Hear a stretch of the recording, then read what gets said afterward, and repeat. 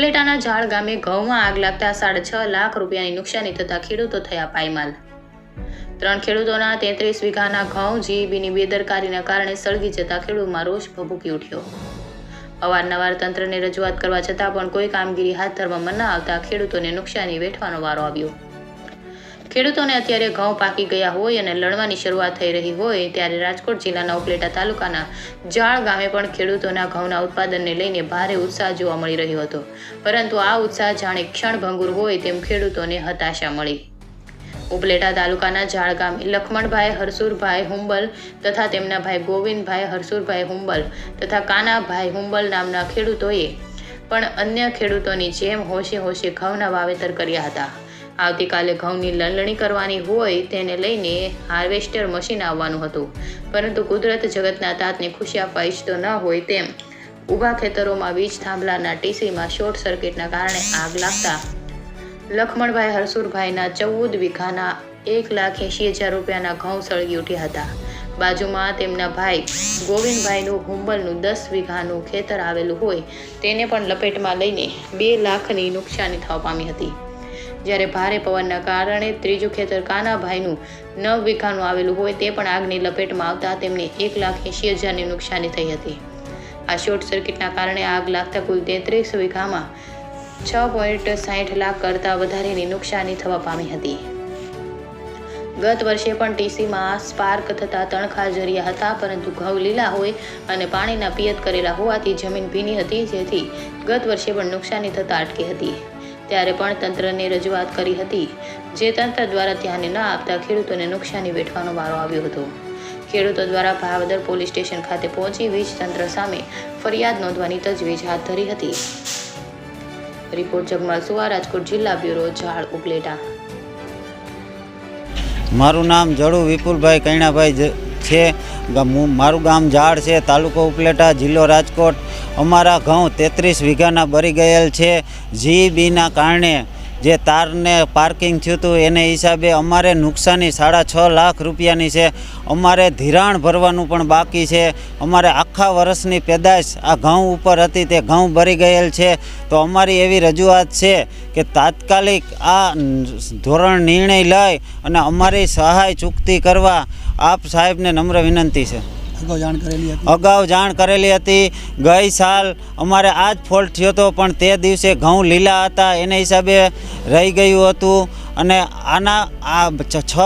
અગાઉ પણ પેલા બાજુના ખેતરમાં 17 વીઘાના ઘઉં આવી જ રીતના બળી ગયેલ હતા, અને સરકારશ્રીએ કોર્ટમાંથી જીઈબીએ 11,000 રૂપિયો મામૂલી રકમ અમને ચૂકવેલ હતી, પણ અમે એનો અસ્વીકાર કરી આગળની કોર્ટમાં ગયેલા છીએ। અમારી એટલી જ માંગ છે કે તાત્કાલિક આનો નિર્ણય લઈ અને સહાય તાત્કાલિક ચૂકવવાની છે। 33 વીઘાના ઘઉં છે ને 6.5 લાખ રૂપિયાની નુકસાની છે અમારે। મારું નામ હુંબલ મોનિલ રામભાઈ, ગામ ઝાડ, તાલુકો ઉપલેટા, જિલ્લો રાજકોટ। આજે અમારા 32 વીઘાના ઘઉં સળગી ગયેલા છે, અને તારના પાર્કના હિસાબે 32 વીઘાના ઘઉં સળગી ગયા છે, અને પીજીવીસીએલની લાપરવાહીના હિસાબે જ અમારા આજે 32 વીઘાના ઘઉં સળગ્યા છે। અને આજથી આગલા વર્ષે પણ આવી જ રીતનો પ્રોબ્લેમ થયો હતો કે પાર્ક થયું હતું, પણ ઘઉં લીલા હતા એટલે ઘઉં સળગ્યા નહીં, અને ઓણ ઘઉં એકદમ સુકાઈ ગયા હતા। અમારે 2-3 દિવસ કડે કાઢવા હતા, ત્યાં આવી રીતનું આજ પાર્ક થયું, અને તાર એકદમ ઢીલા હતા, અને લાઈન તમે જોઈ શકો છો એકદમ તાર ઢીલા છે। કોઈ પણ જાતની એની લાઈન ક્લિયર કરેલ નથી, અને એને રજૂઆત પણ કરેલી હતી કે ભાઈ તમે આવી રીતનું આ લાઈનને ક્લિયર કરો તો વધારે સારું, કારણ કે ખેતરની વચમાં પણ છે। અમે એને રજૂઆત કરેલી હતી કે આને શેઢા ભેગી લઈ લ્યો તો આ કોઈ જાતની તકલીફ ના થાય। ખેતરમાં હોય તો આપણે ઘઉંને સળગવાની અકસ્માત થાય, એટલે એના માટે પીજીવીસીએલને અમારે એવી 7.5 લાખ રૂપિયાની 6.5 થી 7 લાખ રૂપિયાની નુકસાની છે, અને અમારે ધિરાણ ભરવાનું છે, લોનું છે, લોનના હપ્તા ભરવાના છે। તો હવે એનું અમારે શું કરવું? આ અકસ્માત થયું, આ ઘઉં સળગી ગયા, 32 વીઘાના ઘઉં સળગી ગયા, હવે અમારે એનું શું કરવાનું કયો?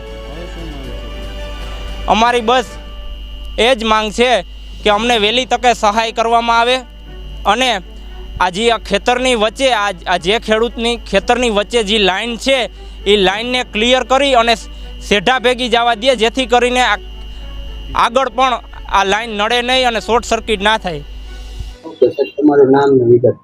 નમસ્કાર, મારું નામ M.K. Chotaliya, deputy engineer, Bhayavadar સબ ડિવિઝન. આજરોજ આશરે 2 વાગ્યાની આસપાસ મને ધાર ગામમાં ઘઉં સળગવા અંગેની કમ્પ્લેન મળેલી, જેના અનુસંધાને અમે 3-3:30 વાગ્યાની આસપાસ ત્યાં પહોંચેલા અને સ્થળ વિઝિટ કરેલી, બરાબર. અને ત્યાં જોયેલું કે જે ગેંગ સ્વિચ હતી એ ગેંગ સ્વિચમાં સ્પાર્ક થવાથી ત્યાં તણખો જરવાથી ઘઉં બળેલા છે. અને વધુ આગળ તપાસ કરતાં જાણવા મળેલ છે કે 2-3 ટીસી આગળ છે તે ટ્રાન્સફોર્મર પર ચંદન ગોજાડેલી ગયેલી, અને ચંદન ગોજાડેલી હોવાથી ત્યાં તેની કિક છે એ સ્વિચ પર આવેલી, અને એના હિસાબે આ આખો બનાવ બનવા પામેલ છે. અને આ બાબતે અમે જરૂરી રોજકામ કરેલું છે અને કંપની તરફથી જે વળતર મળવાપાત્ર હશે તે ખેડૂતોને મળશે. સાહેબ, આને પછી અગાઉથી આના લોકો અવારનવાર રજૂઆતો કરેલી છે કે ભાઈ પોલ છે જે બદલાવવામાં આવે. ગયા વર્ષે પણ સ્પાર્ક થયેલું હતું ત્યારે રહી ગયું કારણ કે લીલા ઘઉં હતા, તો ત્યારે પણ નુકસાન થતા અટકી છે. તો આના વિશે તમે શું કહેશો? ચોક્કસથી આ બાબતે જે કોઈ પગલાં લેવા પડતા હશે અત્યારની કચેરીથી અમે લઈશું, અને જે જરૂરી મેન્ટેનન્સ કરાવવું પડે એવું હશે તે મેન્ટેનન્સ કરાવવું. સર, આજે અત્યારે આટલાની નુકસાની થઈ છે એ લોકોને 6.5-7 લાખની નુકસાની થઈ. આપણે તંત્ર કામગીરી આપણે કરતું નથી, કેટલા સમિતિ આ લોકો રજૂઆત કરે છે છતાં પણ કોઈ કામગીરી નથી થતી, તો એનું કારણ શું છે? ખેડૂતો શું તમે અત્યારે પાયમાલ થઈ રહ્યા છે, એ લોકોને નુકસાની જ આ બાબતે કોઈ એવી રજૂઆત મળેલી નથી, પણ આમ છતાંય સર્વે કરાવી અને જે કંઈ એમાં મેન્ટેનન્સ કરવાની જરૂર પડશે તે અમે જરૂર પૂરું કરીશું. ખેડૂતોનો આક્ષેપ છે કે વીજ લાઈન છે, જે પોલ છે ખેતરોમાં રાખેલા છે, જે સડા ઉપર રાખવામાં આવે તો જેથી લોકોને જે જૂની વીજ લાઈનો છે એ ખેડૂતોના ખેતરમાંથી જાય છે, એ હકીકત છે. પણ તે પોલ શિફ્ટિંગ કરવા માટે ખેડૂતે ગ્રાહકે પોતે અરજી કરવી પડતી હોય છે, અને એનું જરૂરી જે કંઈ એસ્ટિમેટ આવે એ ભરપાઈ કરી, અને એ ભરપાઈ કર્યા બાદ એની લાઈન અમે ફેરવી શકીએ. નુકસાન થવા પામ્યું છે સર, તો એના માટે સહાય ચૂકવવા માટે કયા પ્રકારનું કેવી રીતે શું આયોજન? એના માટે અમે જે કંઈ જરૂરી રોજકામ કરશું, અને એ માટેનું અમે જે અમારી પોલિસી છે ઓરિએન્ટલ ઇન્સ્યોરન્સ કંપની ઇન્સ્યોરન્સ છે એમાં આગળ ફોરવર્ડ કરશું, અને ત્યાંથી જે કંઈ ખેડૂતને મળવા પાત્ર છે. કરેલું છે 17 વીઘામાં જે ઓલી થયેલું હતું, પેલા આગળ લાગેલી હતી ત્યારે માત્ર 11,000 ચૂકવવામાં આવેલા હતા, ત્યારે અસ્વીકાર કરેલો ખેડૂતોએ. એ જે તે ટાઈમે જે કંપનીના નિયમ મુજબ એને મળવા પાત્ર હોય તો એને ચૂકવેલો ખર્ચો પણ ન નીકળે.